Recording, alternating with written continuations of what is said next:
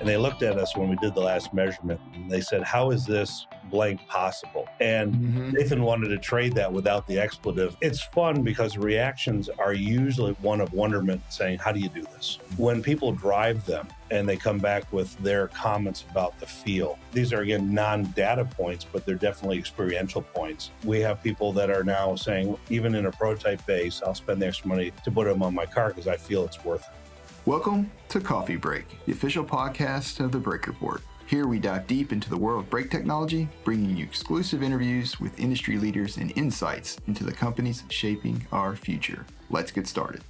Welcome, I'm Brian Hagman, and my guest today is Gordon Heidacker, Chairman and CEO of PureForge. Thanks for joining me, Gordon. Hey, Brian, thanks so much for having me on. I guess to start off with, do you mind sharing a little bit about your background within the automotive industry and maybe how you ended up, being involved with PureForge? Yeah, I took a path less traveled. I went through the automotive OEM and supplier industry and then into private equity. So I started out in my career working as an intern for Pontiac Motor Division. One of my favorite things I did back then is I worked on the Fiero in 1980.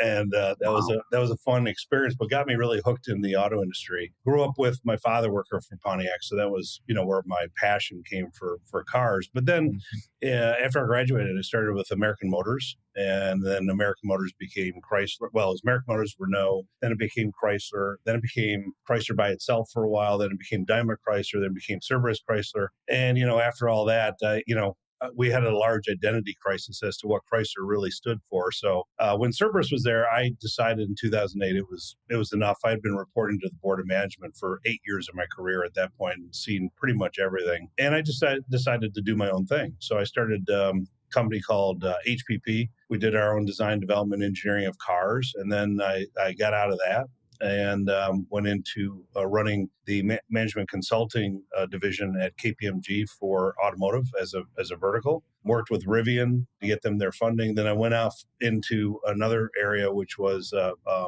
machining with a supplier in Germany. And then I came back into private equity and valuations. And then I got a phone call. Two guys, most notably my partner, Nathan Meckel, saying, hey, we want to hire you to run this company. And I said, well, that'd be great, but let's find out a little bit about it. I think the major thing about it was I had run R&D as a vertical in Daimler for 5 years when I was in Stuttgart and interfaced with them on all the intellectual property and all that. So when I started actually looking into it, I said, wow, disruptive technology comes along very few times in your career.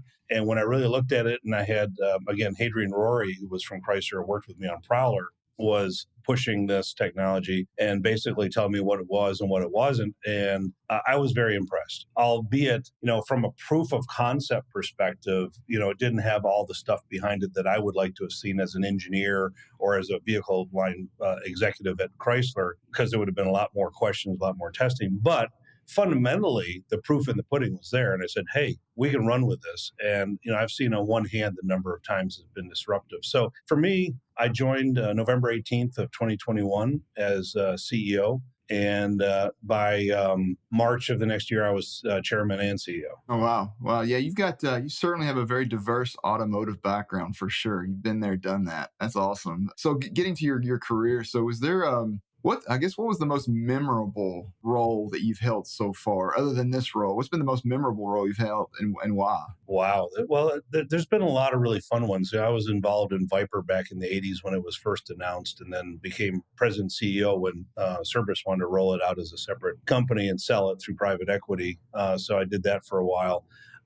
One of the fun ones was working on Prowler. I was basically program manager and procurement manager for Prowler from beginning to launch. And that was a fundamental exercise in aluminum that took us across many, many different kinds of technologies. It was really kind of, if you were a car guy, that was one of the things to do. And then I was also involved with Viper at the same time. So I got to play in a really unique, set of cars. I was given the opportunity at Chrysler to do some fun things. I think the one that stretched me the most was when the Germans came in and they sent me to Germany for 5 years as chief corporate strategist and in charge of R&D and a lot of other kind of projects. And I got involved with the board over there doing some really unique stuff, including things like Airbus and Smart Car and things like that. So I've been extremely fortunate. And along that entire path, I've always been designing, developing, and implementing alternative propulsion stuff and building race cars. So it's been kind of a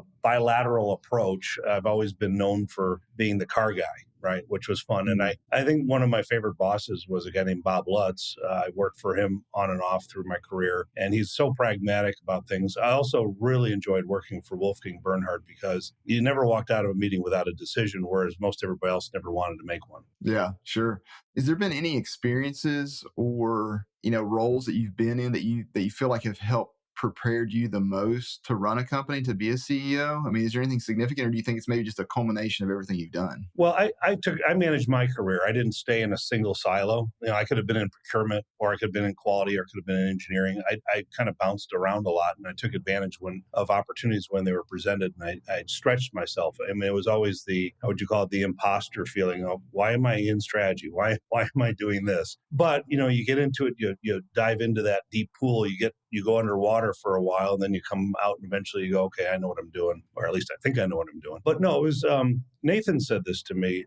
He says, and one of our board members said this to me. He said, you had the unique travel of your career that puts you in the exact position where you're in today, where you have all the skills necessary to not only save the company and restructure it, but leverage it and drive it forward in the connections. And so, not trying to toot my own horn, it's just been preparation in advance of opportunity presenting itself. And, I hate to say this, by the grace of God, it just all came together, right? I mean, it wasn't engineered that way. It just kind of happened. But, I'm very thankful for where I am and what I have, and for the people that are working for us right now. We got a great team. So let's talk about PureForge. You all are known for your atomic forge brake technology. Sounds impressive, but I have no idea what that really means. So can you explain to me, I guess, as much as you can, about, at a high level, what is the technology, what is the product, that sort of thing? I love the atomic forge nomenclature, although I don't use it as much as everybody else does, including Nathan. While we're all worried about, brake rotors and hard parts and customers and all that, Nathan's worried about, atoms and which way the electrons spin and how they lay over each other. So I think that's where we get the atomic forge part, is that, he's worried about all the multiple layers of this nanotechnology that we put on rotors and how those interface to provide us with this very unique treatment. We don't like to call it a layer or a coating. We like to call it a treatment because it actually penetrates and becomes one with the cast iron surface. So, from an atomic forge perspective, I view it, for me, forging was always something you did with a lot of pressure, right? Whether it's metal or so forth. In this case, we're doing it with a lot of vacuum, but we're doing it in multiple layers in a vacuum chamber. And it's one of these things where we've created a lot of patents around it to try and protect it. I think at last count, we're at like 38 patents, 8 pending, and another 30 disclosures behind that. So the juggernaut behind that has been very, very strong to protect it, create a moat, and create a barrier to entry. But more importantly, this atomic level of manipulation that Nathan's come up with is just brilliant. Right. And, one of the things that was really fun is we do have a contract with Hyundai, which I think we announced at the Brake Colloquium last year. And we just got another PO from them for next year for added work, which we'll be able to divulge later. But they took a look at the layers. It was funny. She said, very interesting, but a lot of them are fuzzy. And Nathan said that's on purpose. So it's engineered at atomic level. I think that's probably the closest thing you can say. Yeah. And so what's the advantages of the technology? Is it for durability? Is it for making sure it doesn't rust, like anti-corrosion? Like what is it, all the above? Like what's the main factor? Well, there isn't any one main factor. That's what was very impressive to me. When I came on board, there was a couple of claims that they were using to try and promote the technology. When I got into it, I realized, and we've just now listed our attribute list. We've got 12 attributes that we believe this technology contributes to. Then we put it into the different market segments, said these are the different market segments, and then which attributes are important to which market. Fundamentally, the number one was durability, or life durability. How long does it last? And remember, this is a systemic approach. It's not just the rotor by itself. It's a rotor and pad system. And Paul Stoloff said to us at one point, and he said, well, we think you invented a new way to actually stop a car, because it's not the normal abrasive friction that's out there. And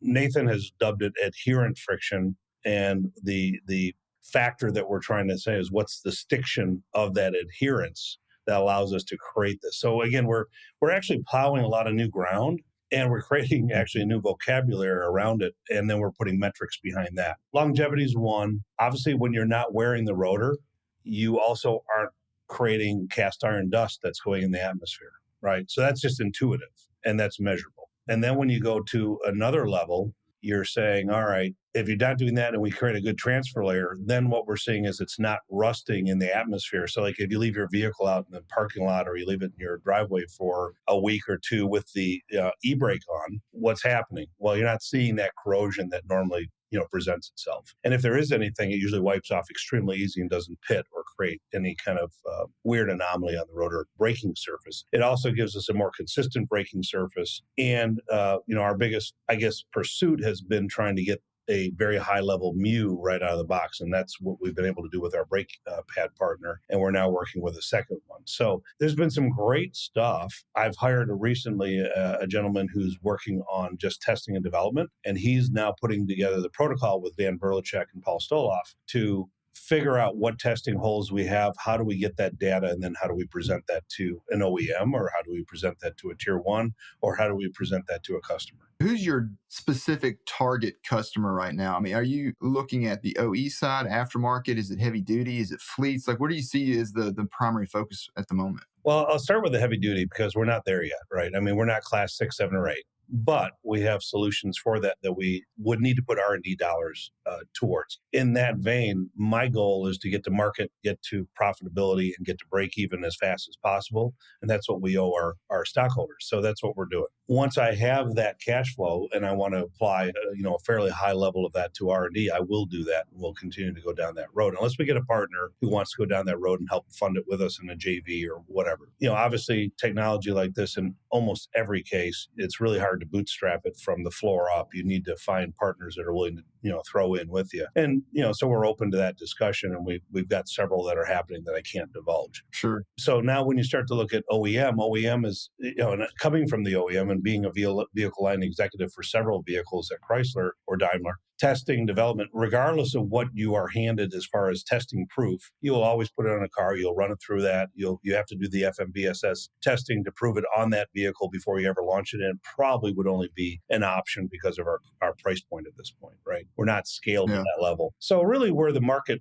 pushes me is into fleet because we have a high TCO, right? High TCO payback. We've been on, I can't mention the name of the fleet, but one of the largest fleets in the world for a year now with zero wear on the rotor. And we have basically projected this at least 7 to 8, maybe 9-year life. And in that, we've provided a lot of payback. But the biggest one we haven't been able to calculate is uptime, right? Then where I think it really starts to play well is in the performance and towing market, where you have a payback as well. So those are the areas that we're focusing, and I think our first focus will be in the performance and high net worth car application. Then we'll go to fleet at the same time, and landing those two will get us easily to, I think, what we have projected for 24 as our break even year or better. Gotcha. What about the electric vehicle side of things? Obviously, with the corrosiveness, the durability, is that a potential target, or is it still maybe more the price point, or just not quite there yet on the EV side? Well, I have to laugh again. These tests that were set up by SE are based on current braking technology and information that have been for years. Our problem is that our brake effectiveness starts once we establish an efficient transfer layer. So we have to get to a certain point before all those tests, then we blow those tests out of the water. If we just do the test as is, we may not effectively get a transfer layer. So back to your comment about corrosion. If I hand an OEM just a treated rotor and say, go have fun with it, I don't give them a pad, or I give them even a pad, and they run the normal test, they're not going to get to see the advantages we have. So there are still protocols that we need to make sure it's training, right? And I've worked with SAE before in test protocols. If we provide a unique product that is in the marketplace, you have to then test differently to show those attributes than traditional. And so that's a little bit of a hill to climb, I think, on the OEM side. Got it. So since your time at PureForge, I guess, how's the company evolved? And I guess what have been some of the biggest challenges you've had? Well, I think the biggest surprise for me was coming in and understanding that we needed to put in governance, protocols, financial controls. I mean, a lot of the basic building block stuff was not there. In June, you may have seen the announcement, we merged with an engineering company that gave us fully end-to-end scanning, fabrication, machining, fabrication testing capability that PureForge would have had to go out and hire out. And, when you do that, you always have I would call it an IP bridge leak or potential IP loss, because you starting to now deal with other companies that don't have your best interest at heart, and their customers or their suppliers. And so you have to be very careful in how to manage those relationships. If we brought it all in-house vertically, then we were able to strategically do whatever we want. And if we had an IP issue, we could actually implement something well before we filed for a patent. And we've done that a couple of times already, which, once I get some patents, I can show you what we did. It's kind of actually innovative. But we came up with these ideas. I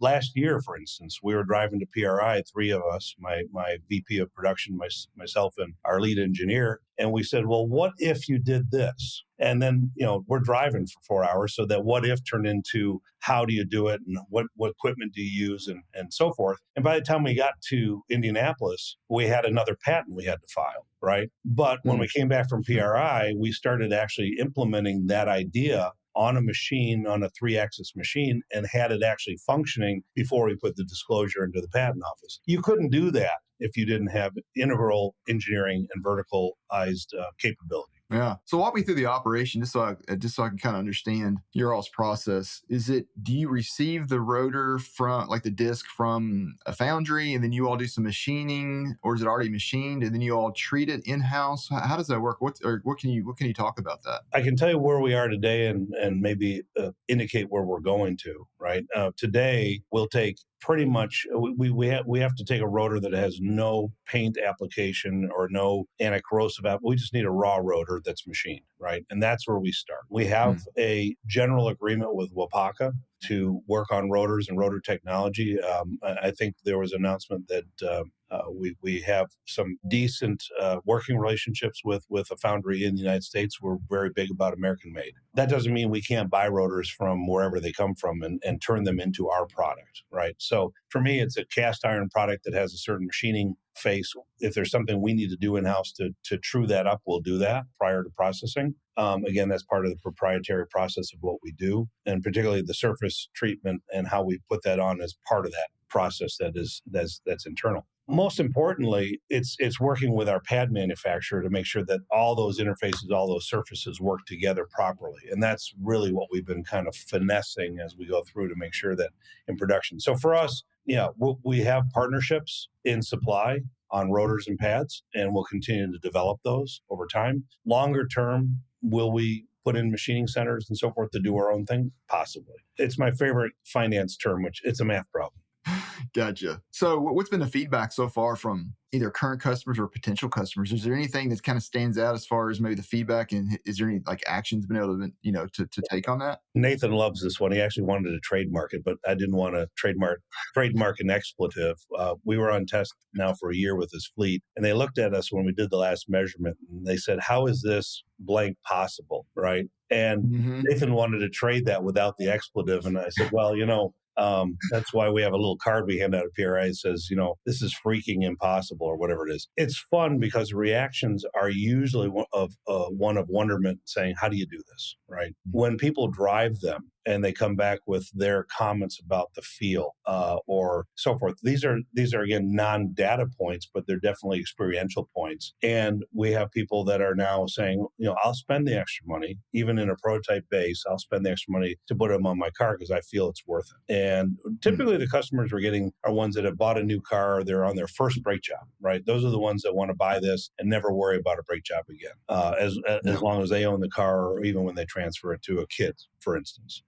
I've been driving on them. All of our employees are driving on them. We're going to make sure everybody has that experience continually. And, it's really funny because we've been trying to spend more time on the track. So we have a relationship with M1 Concours that we mentioned. We signed a contract, and we're putting our rotors and pads on their race cars for on-track experience. We did that last year. We had a great great result that they saw not only as a cost savings in operations, but also as an advantage with no degradation in on-track performance. So it's been very interesting as we've gone through it, but I think the experience and the feedback has all been positive, and I haven't really heard anything negative, and that's in the last 2 years. Yeah. So what markets are you in right now? Are you focusing 100% in North America at the moment? Are you over in Europe, other places? Where are you right now? Well, it's interesting you bring up Europe because in Europe, the attribute that's probably the most perplexing is brake dust, right? So the EU 7 brake dust regulations, I think, are still being formulated. I think they're still deciding where they're going to go with that. We did run an EU 7 brake dust test over with Link, and we came back that our rotor did not produce any rust, or any dust. One of the things that I also wanted, I told our guys, I said, when you're doing a test in that kind of an environment, you're never going to get that rust wipe off phase, which also contributes to wear and further dust in the environment. So we want to work with either Link or somebody to develop a test that kind of shows real world experience of a rotor going through a normal degradation process and then ours in the same environment, and then repeat that. Now that's a test we have to create. But really, fundamentally, we're focusing on U.S. applications now, U.S. fleets and U.S. performance. If it tends to migrate to Europe, great. But there's enough work to be done right now with our brand and building our brand in the United States that I think our focus is going to be laser tight and trying to get into those markets short term, because again, our pricing model is a bit more than most people would want to spend on a brake job. Got it. So, I can see this. It seems like this application can be used on other industries, other components, even outside automotive. It sounds like obviously you guys are, as you just mentioned, focused, but are you guys looking down the road like 5, 10 years from now? Do you see PureForge being, the technology being used on other applications within automotive or maybe even outside automotive? Where do you guys stand on that? I will say merely one thing, which is yes, without tipping my hat too far. One of the syndromes we have as technologists and as car enthusiasts is what I call the squirrel syndrome, right? And so if we're focused on one thing and then we see a squirrel, we go, well, squirrel, and we go off in that direction, I got to pull the whole team back, right? And get them back into the boat and say, no, guys, that's for the future. We have a listing of, again, I won't go into details. We have a listing of applications and process applications that we would like to explore once we have, put this on the market and we have cash flow. I'm trying to do the responsible thing for our investors and our stockholders by focusing in on getting to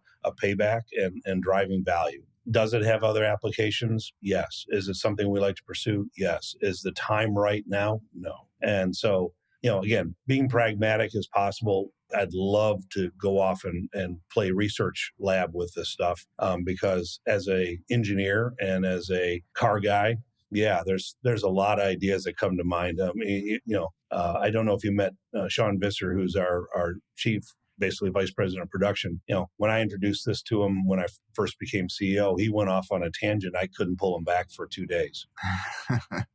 Gotcha. No, that's great. So I guess before we wrap up, I want to kind of get into some leadership topics while I have you here. So, what do you do as a CEO running a company like this? You've been in the automotive. Like, what do you do to stay motivated or stay positive when things get rough or get tough? Because, obviously, when phone calls don't go right, maybe customers or projects don't work the way they're supposed to, timelines are missed. Like, what do you do? Is there anything you do that any magic bullet that you I guess look to help stay motivated? Well, again, this isn't my first rodeo. I've been through 45 years. I hate to say that because I'm feeling really old now of ups and downs, failures. I've done a lot of technology implementation programs over the years, and hey, look, when you're doing stuff, you're bound to have failures. But that's how you learn. That's how you overcome. Fortunately for me, I had that experience, so I can keep the team motivated and say, okay, what do we learn from this? How do we go around this? What are our options? But more importantly, I think it's a cultural thing that you try to do when you keep everybody cohesive. So one of the things I can say in our team is we brought in a lot of people that are very like-minded. Almost everybody in our team is a car guy or gal, and I'll say one thing. My admin surprised me. She's an SCCA registrar and she does autocross on weekends, and she's just a downright track, liver. She loves to race her Mustang. And so we have this cohesive automotive passion. And I think because of that, people know things don't always go right and that we have to overcome. And then the other mantra I have is, if you really want to motivate the team, tell them it can't be done. And then they're going to figure out how to do it. Sure. Yeah. From a leadership style perspective, do you find yourself emulating anyone that's, made an impact on you? Is there anyone you think of, or do you think maybe your leadership style has just been just really more just going through the ranks and kind of like you said, you learn as you go? Well, you learn from certain individuals that are mentors, people that you look up to in the industry. And fortunately, I've had some really, really good ones that have kept me on the straight and narrow, have told me, morally, ethically. And I think a part of it's having, again, I don't want to be preachy here, but having a good faith-based knowledge of who you are and where you fit in the universe, right? I mean, understanding how that works. Again, I'm not trying to preach to anybody, but building upon that, I had a boss just before my kids were born. His name was Steve Zimmer, and he told me what it was to be, say, moral and ethical. His comment to me was, most important was, you got to get up every morning and like the person you see in the mirror and respect that person. And so don't do anything that makes you not respect who you are. Number one. Number two, be pragmatic. Bob Lutz was always all about make a decision and move. If you got, your normal graph and you're trying to get a trajectory, if you don't make a decision, it either stays flatline or it goes negative. And if you make a decision, you might go up, and maybe the wrong decision, you can course correct. So that was good. Wolfgang Bernhardt was a great leader in the sense that he'd make a decision out of every meeting. Now, if he made the wrong decision, he didn't like to be corrected, but you could correct him later. Right, you could talk to him in private, and then he was, again, very pragmatic about it. And then there was another gentleman who I think was by far the nicest guys that I think I've ever worked for, and really competent and really cared about the people. I mean, people would walk through a wall of fire for him, and that was a guy named Tom Gale. Tom Gale was VP of design at Chrysler. I worked for him on Prowler for the 90-day, which turned into a 160-day study. He was just a wonderful individual to work with, held himself in the highest moral and standard, and you look at him, you say, I want to be that guy, right? So, it's kind of a mix of all those guys. And then, of course, I couldn't leave out my dad, who worked at Pontiac, worked for John DeLorean in the 50s and 60s, and was a patent maker and an innovator back in the days of the 60s of racing cars. So, you kind of build on all that and you pull it all together and you say, all right, how do I emulate and lead? But more importantly, we always said this at Chrysler, lead and lead by example, right? What applies to me when we're building this company up, if the bathroom's got to be cleaned or you got to do something, everybody does what it is. Sweep the floor, take the garbage out, whatever it is. Everybody does that. No, well said. That's great. Well, Gordon, it has been a pleasure. I appreciate your time today, and I definitely look forward to doing it again sometime. Absolutely. Thank you for having me on, and let's follow up again, through the year, and we'll keep you informed. And hey, if you make it to PRI and we can talk a little bit, I think we'll have a lot more to talk about at PRI. Great. Absolutely. We'll do, for sure. Thanks, Brian. This is Brian Hagman, host of Coffee Break. I want to give a big thank you to today's guest and to all of you for tuning in. Until next time, let's keep breaking stuff.